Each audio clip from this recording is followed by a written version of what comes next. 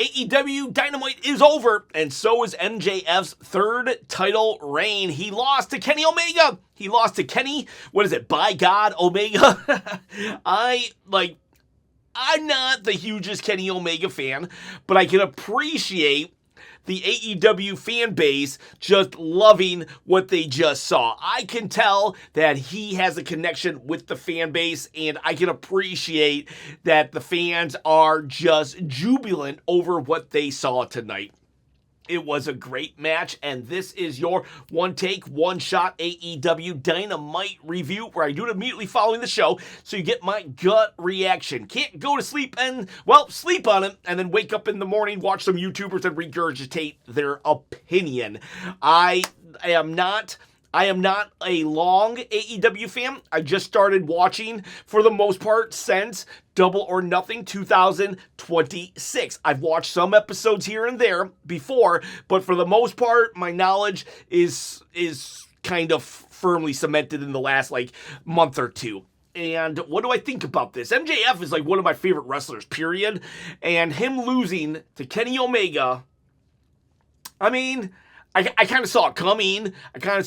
Not gonna lie. The fact that they had that stipulation of you lose, you never fight for the title again, that made me think that Kenny was gonna win. However, they did trick me in the past. Even though I wasn't watching at the time, I heard that Adam Page was going to do that against MJF, and I was like, no way they would let that happen, and then they let it happen. So, there was some doubt. There was some doubt in my mind, a little bit of doubt. I was 90% sure Omega was going to win, and 10% not. And, throughout the match, there was one really close call that made me believe it.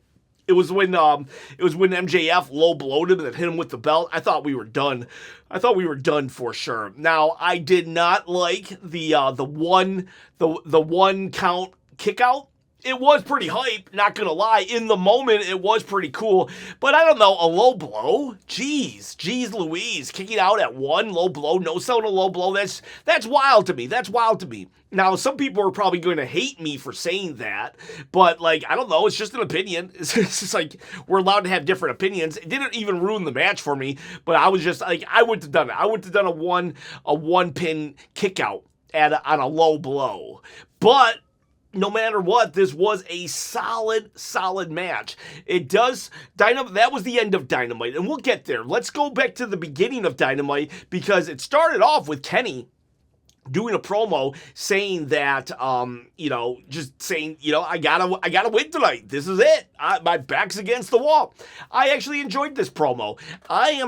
Kenny Omega, to me, doesn't really cut the greatest promos in the world, but he definitely delivers in the ring. But his promos have never really, they've never really captured me. But tonight was pretty decent. It was pretty decent. Now, maybe he's better backstage than in the ring, but whatever the case may be, I could feel it. I could feel the gravitas from the opening promo tonight. So good stuff there, Kenny. Or maybe I just saw a couple bad interviews of Kenny Omega, and then I got this idea in my head that he can't cut good promos, because honestly, I haven't even seen a lot of Kenny Omega promos. But I think I saw 2 or 3 kind of so-so ones in a row, and then maybe I just got sometimes you just get pigeonholed in your first impression, and maybe that's just what it was. Unfortunate timing there. Let's see what happened. We started off with Jericho versus Tommaso Ciampa. Nothing wrong with this match. It's just, I don't know. I just wonder what the point of Jericho is, and I hate saying that. Chris Jericho literally is one of my favorite wrestlers of all time, but I don't know.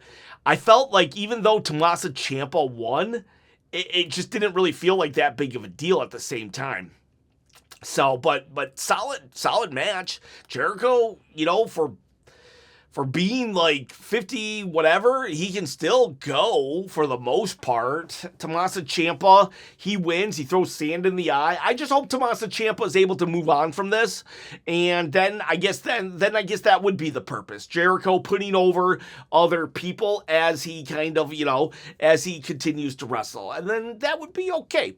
But if this feud continues and it just ends in 3 months where Jericho stands tall, then I would probably say that I probably wouldn't like it as much. You know what I'm saying? But if it's over right now and Tommaso Ciampa just gets to move on to bigger, better things, then I would say success.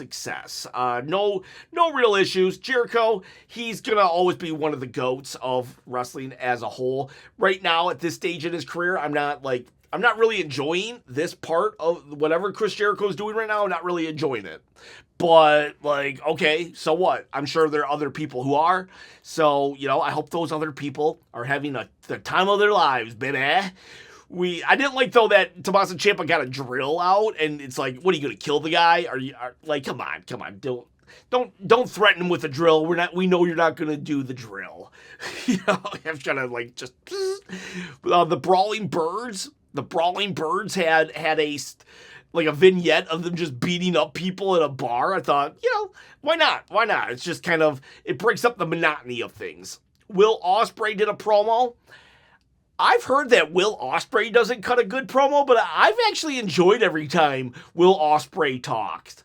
I don't think he doesn't cut like a promo like The Rock or LA Knight, but I've enjoyed every single time he's talked. He's kind of like, I don't know if I would call him like an everyday guy, but he kind of reminds me of like a British Daniel Bryan when he talks. He's down to earth, but he can still kind of suck you into whatever he's talking about. But he just happens to be British.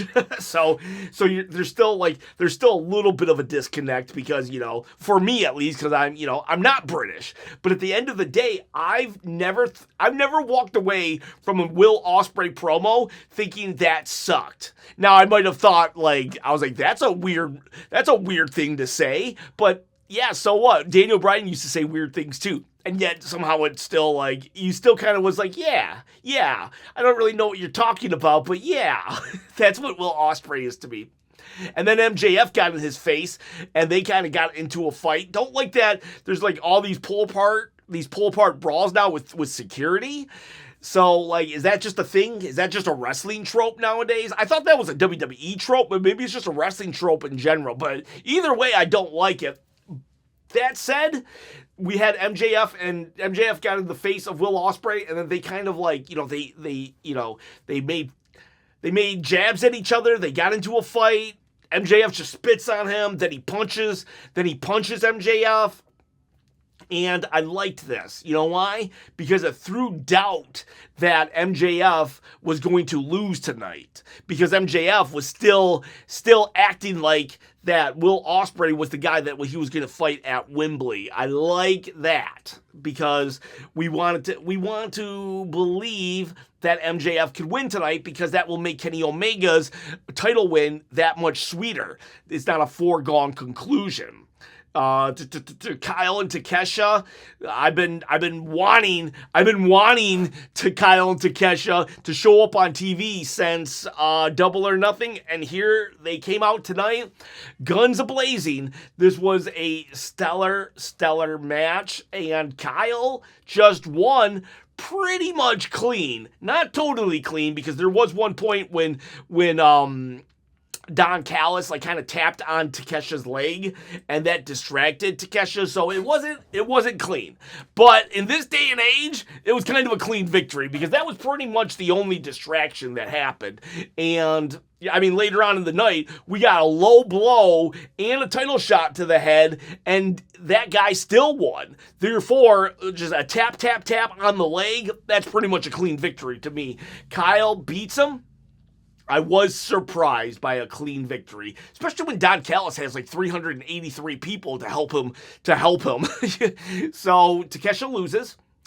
Not sure Not sure how I feel about that, based on what I saw when Takesha won at, did he win at Double or Nothing? Yeah, he won at Double or Nothing. Yeah, he won against Okada, and that's when Kyle turned on him. So, like, I do appreciate that we don't have, like, forever title reigns, even though Athena does, but everybody else, it seems like at any moment in time, these titles can swap hands.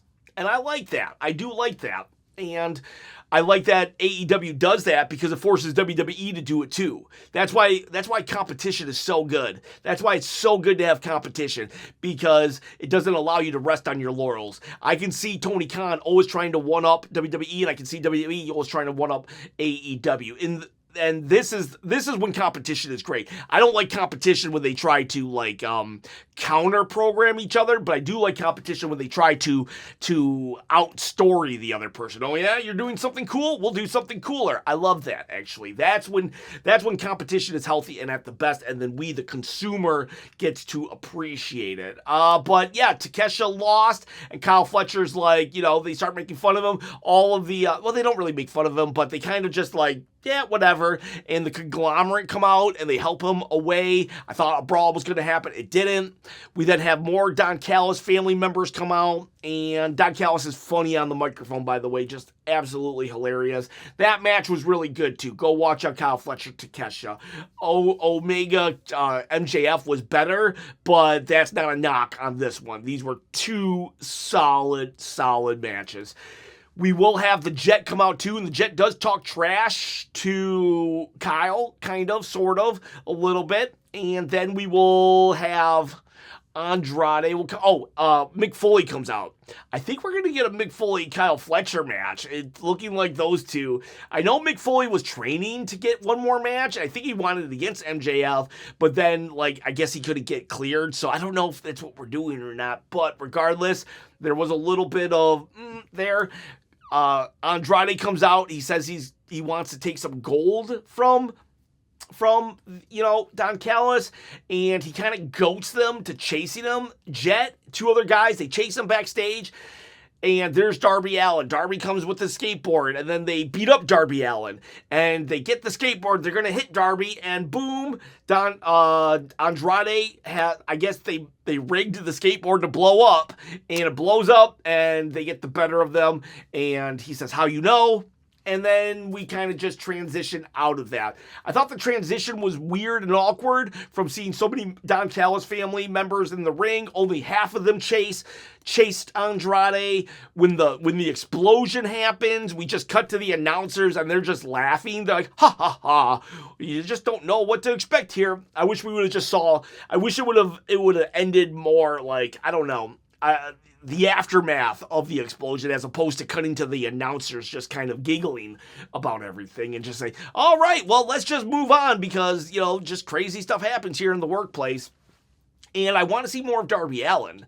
I do want to see more of Darby Allin. He doesn't have to wrestle matches, but I just feel like after such a great title reign, I don't want to see just like 2-minute hit and runs from Darby. He did outsmart them tonight, so I do like a smart babyface, but I want to see Darby actually more, because I've realized that Darby, I actually really like Darby. When I was watching the Takesha match tonight, I was like, man, I felt more with Darby and Takesha than I did with Kyle and Takesha, so I was like, wow, they really got me invested in this Darby guy. So, I just want to see more of that guy, especially after a title run. But he is still feuding, and he is a smart babyface. I've started to get some heat from AEW people, because they're it seems like if I don't just completely 100% praise the product, that I'm the problem. So, but I gotta tell you guys and gals something. I'm never gonna just praise something blindly, and I'm never gonna just criticize just for the sake of criticism. And I know sometimes people will accuse me of being on the fence even, but this is my style. I just tell you exactly how I feel. Like even very rarely do I like something 100%. But I still so I like AEW 100%, but some of the storylines I might be like, I'm not so sure about that. So hopefully that doesn't bother y'all too much, and that you like, subscribe, and comment on the video to get that engagement up, because the more AEW, the better the AEW videos do on the channel, the more I'll do AEW videos if there's a need. Let's see. Andrade lures them. Ospreay and Mox, they face the Workhorsemen. This was about a 10-minute match. I'm still under the opinion that Moxley's crew should be squashing people. They should just be squashing people. Unless it's unless it's a big name. If they're facing the Hurt Business or something, I'd understand them not. Or even the Outrunners, or the guys that are time travelers or something. I could understand that, but I don't know. I just felt like the Workhorsemen, they should have just annihilated them. Although the big guy did do a couple cool moves. We go to the Casino Gauntlet match. This was the first time I've seen a Casino Gauntlet match. We had Tekla. She came out. She did commentary. It felt like she didn't really she didn't talk constantly like Don Callis, but whenever she said something, it was really funny. One time she was just there's a ring full of stupid people. I thought that was funny. And I Monet was there too, just sitting on the beach, the giant chair, which, by the way, this was a themed show, Beach Break. And I liked it because it was a different set. I just it just felt a little different. And I like that. If you can change something and make something new and fresh without reinventing the wheel, why not? So it was definitely a throwback to the old Bash at the Beaches and stuff that WCW used to do way back in the day. And there's a lot of people fighting. I can't really call everything. But when it's all said and done, it started with Maya World and Athena, and then it just kept adding to it. And a lot of good things, but it ends with Willow coming out. Now, Willow had vacated the title before I started watching, and so I only know of her from clips here and there. But I could tell that the crowd loved her and she was a big deal. And she did the Royal Rumble number 30 return spot where she comes and she wins. She's the last person in, and she's the winner. I don't necessarily blame her for being in that spot either. That is not a critique, but that is an observation. Happens a lot at the Rumble, and it happened here tonight as well. I didn't like that Willow instantly started talking trash to Mercedes. I wish she would have talked trash to Tekla, because this was a match for her to fight Tekla, even though Willow probably has history with Mercedes. Though you could say that she's looking past Tekla and her end goal is Mercedes Moné. You could argue that, but I think she should have said something to Tekla. Though I do like that Tekla attacked her. And then what I like even more is that Mercedes came, attacked Tekla, and then attacked Willow. I was afraid for a second that Willow and Mercedes were going to have a respect match at All In. I don't want that. So I like that. Mercedes attacked everybody, and I think she might have teamed up. I think she might have got a tag team to back her up, because there's two people who came out and took out Tekla's people and Mercedes Moné, and they were dressed like Mercedes. So we might have a new faction there, kind of, sort of. Every CEO needs employees, right? You can't just be a CEO of yourself. So looks like Mercedes has some employees. Great match, though. It was a good match, good showcase of a lot of people, a lot of stuff going on in that matchup. And it was my first Casino Royale match. For some reason, I thought a Casino Royale match was like a ladder match, and you had to get a giant, you had to pull something down. And for some reason, now that I'm saying it out loud, I was like, did I think it was like a poker chip before, or like a briefcase? I mean, I know there's money in the bank and stuff, but I thought AEW, I thought the Casino Royale match had a ladder in it for some reason. I don't know why I thought that. So, I was wrong there. And it's more like just a regular gauntlet match where people just come out willy-nilly. And then that goes into, and I don't have an opinion on Willow. I was excited for her, though. I could see that she was pretty fun to watch. And the person that I liked the most was the person with the half face. What's her name? Oh, shoot. I'm forgetting her name right now. She has like half a skull. I thought she was really and she's a former AEW Women's Champion too.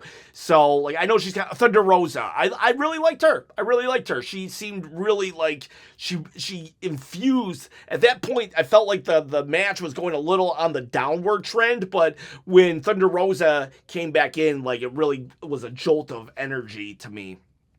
And then that's when we get to Kenny, by God, Omega. I like that. I like it. By God, Omega. I know it's a Don Callis thing, and then versus MJF. Like I said in the beginning, just a great match. Just an absolute great match. Being that I was 90% thinking it was going to be Kenny Omega, but you know what? That's not necessarily a bad thing. Knowing the outcome is not, the more predictable outcome doesn't necessarily mean it's a bad outcome. I probably would have had Adam Page come out and help stop, because at one point MJF was going to hit Kenny with the ring, but Will Ospreay came and helped him and, take the ring away. I probably would have made it Adam Page, so we could have had a little bit of, comeuppance from Adam Page on MJF. But at the same time, I understand why they did it with Will Ospreay. So, because now it's going to be Kenny versus Will, unless they do a rematch at Redemption. Would they do a rematch at Redemption? Would triple threat at Wembley? I hope not. Even though I'm not the hugest Kenny Omega fan, I would rather just see Kenny Omega and Will Ospreay at Wembley. And I can appreciate the gravitas of these two meeting. But I'm going to be rooting for Will Ospreay, let me tell you something. Because I really like Will Ospreay. I think he's a really good babyface. And I really like him. And it looks like they just, from what I'm gathering, they have just a really, really long friendship. It'll be good. And MJF probably gets the rematch. But I probably would have made it Adam Page. Then Adam Page and MJF could go and start their feud back up without the title on the line. But yeah, great stuff. I enjoyed myself. Other than I wouldn't have done the one pin kick out of the low blow, but to each their own. If you love that, then good on you, my friends. I'm gonna give this AEW Dynamite 1, 2, 3, 4, 5, 6, 7, 8.5 chops. 8.5 chops. In the morning, I might think, oh, shoot, I should have gave that a 9. Or I might have gave that an 8. But this is your one take, one shot AEW review, and 8.5. Let me know in the comments below what you thought. Good stuff, though. Overall, good stuff. Tony Khan, thank you. Thank you for giving us a PLE-worthy Dynamite. See ya, bye.